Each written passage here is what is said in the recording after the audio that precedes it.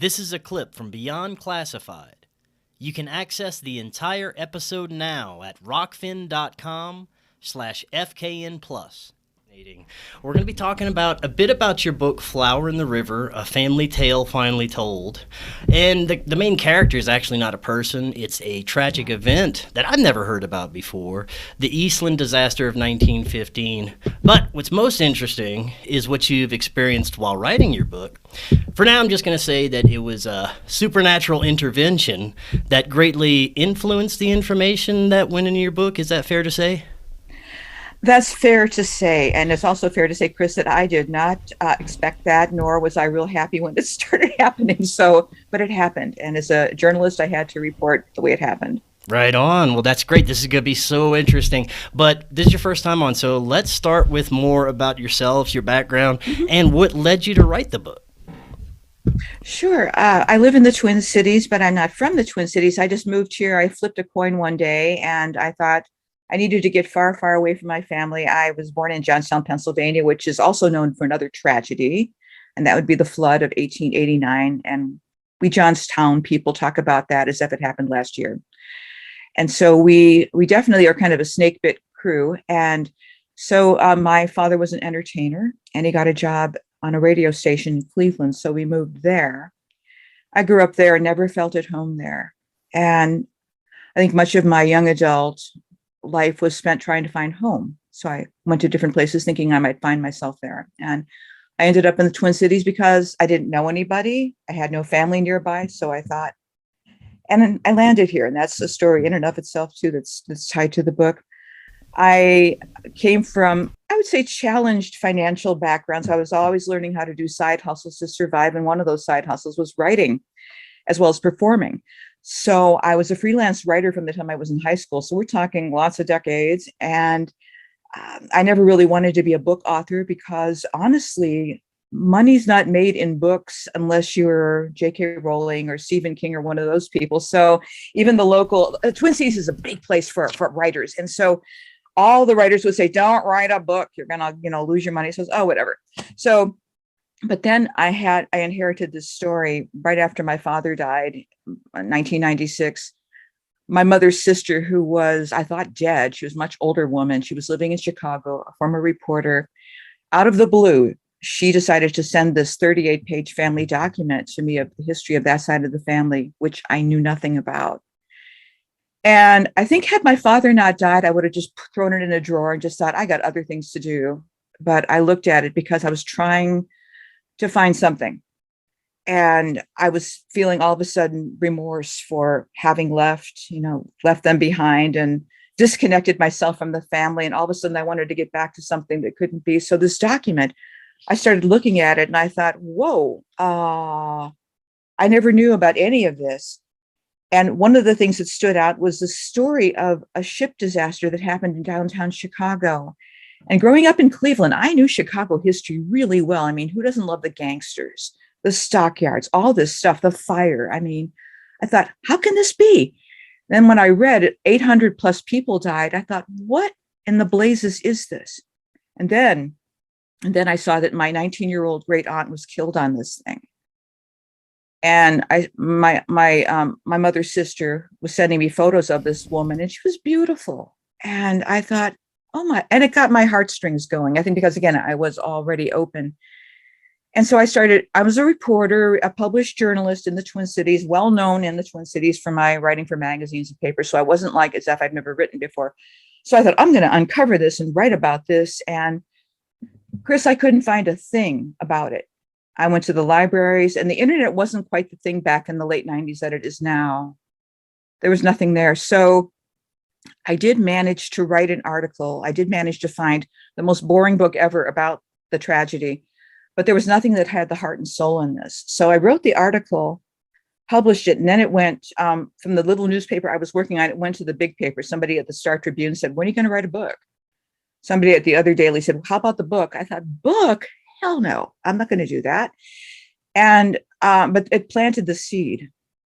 And then I just decided to pick it up again slowly. I thought, how do I write about a time I've never lived in, with a family I didn't know, and all this stuff that I just felt so inadequate So my first article was a book report. It was pretty good. People were interested in it, but I thought also too, how do I tap into this? And so I started to tap into it.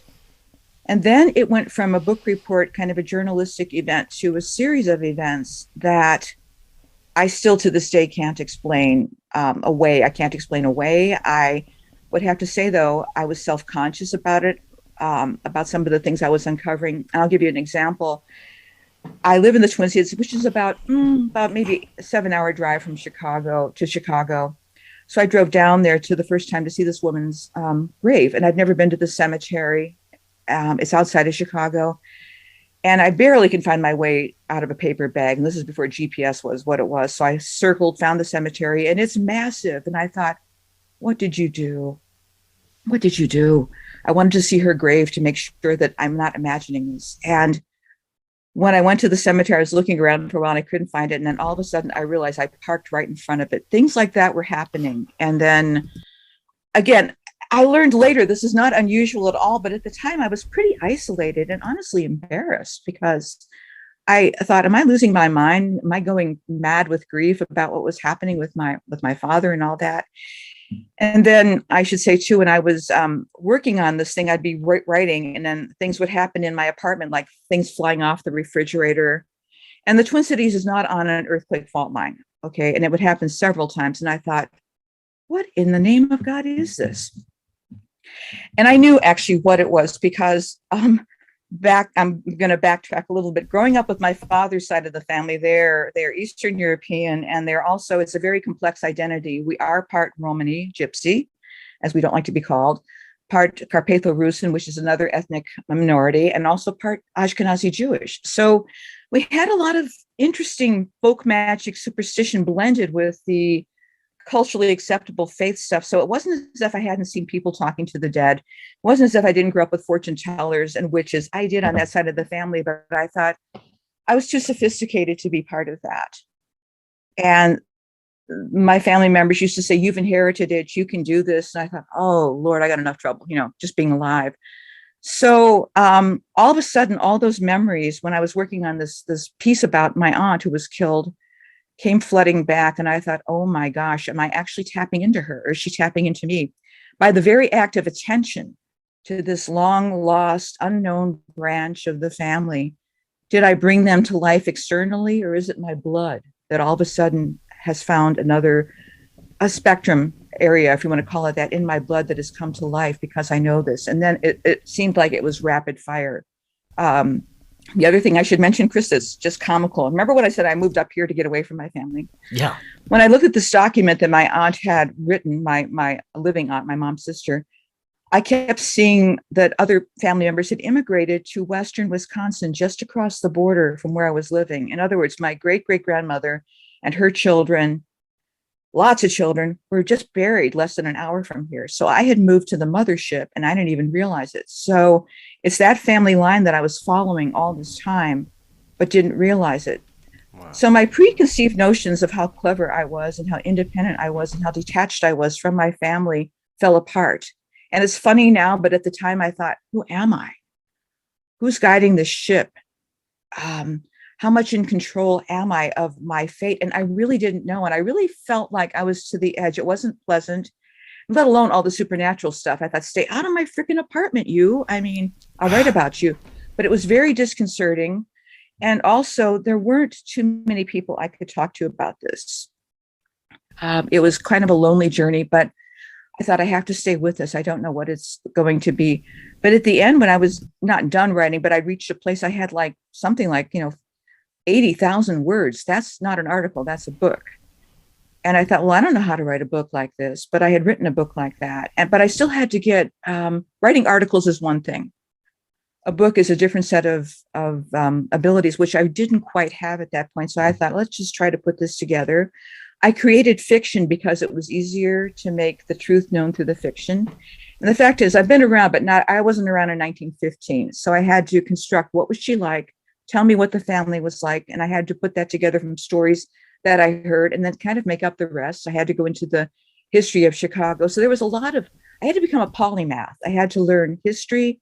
I had to learn different languages or get better at different languages because my family is, again, We have speakers of all sorts of languages and all sorts of alphabets, such as the Cyrillic one that you're seeing now with the stuff in Ukraine. I have a lot of family there as well. So there's all these mixes of families.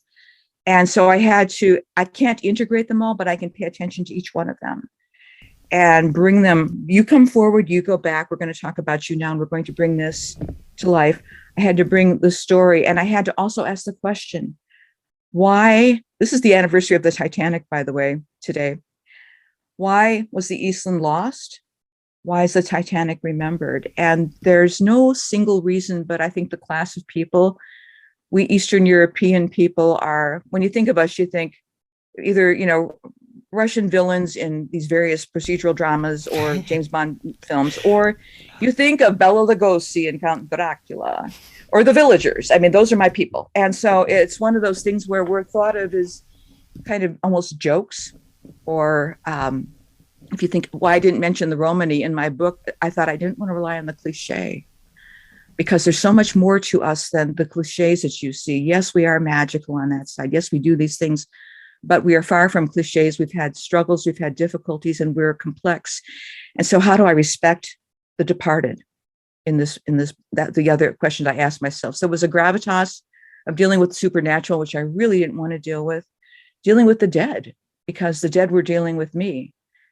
And again, as I always tell people, we're future dead people ourselves. So I thought, what do I want to leave behind? And I didn't write the book. I actually published it as an independent author because when I had agents, they wanted me to rework it to make it palatable, to make it categorizable. I said, no, I'm not doing that. So Amazon did that for me. It took it into the historical fiction bracket that I designated, but it also made it occult fiction, which I thought, what? But that's how Amazon's bots saw it. So I thought, that's another unexpected consequence of this thing.